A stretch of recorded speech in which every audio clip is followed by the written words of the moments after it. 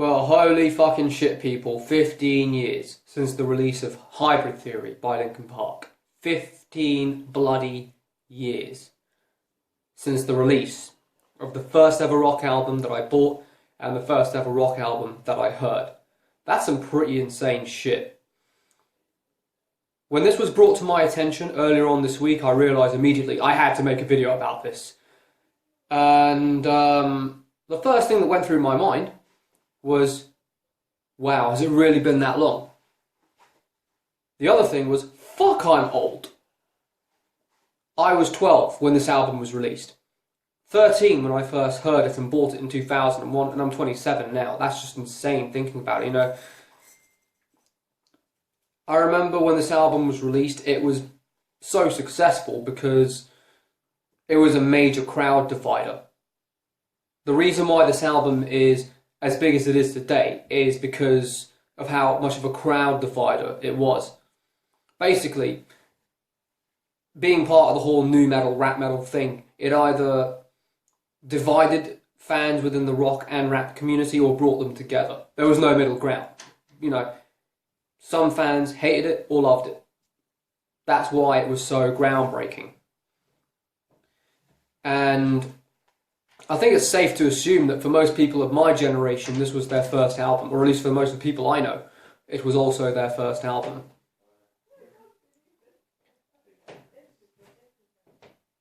That's my family upstairs.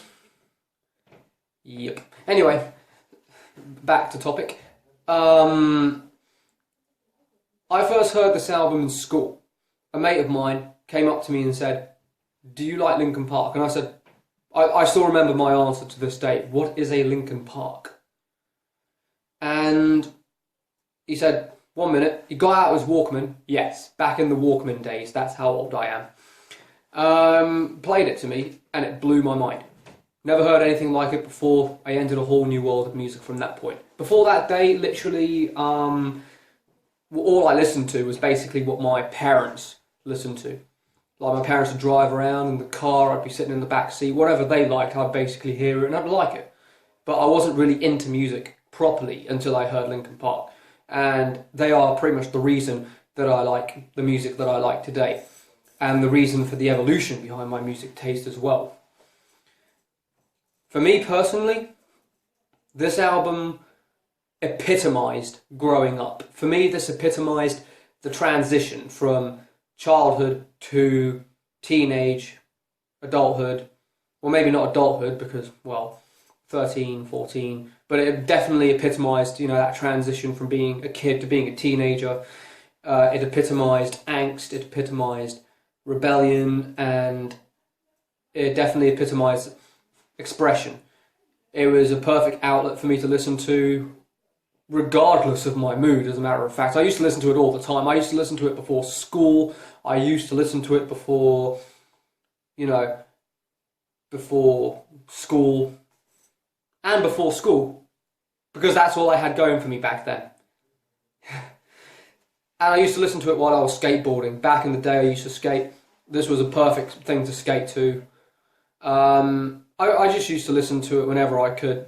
And then through that album I discovered other bands like Limp Bizkit, Papa Roach, and then eventually got into Nirvana, discovered all that stuff, and then got into metal and all that good stuff.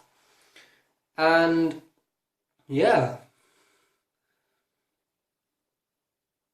I wouldn't have thought the day I would come to look at it as being 15 years ago would come this fucking quick.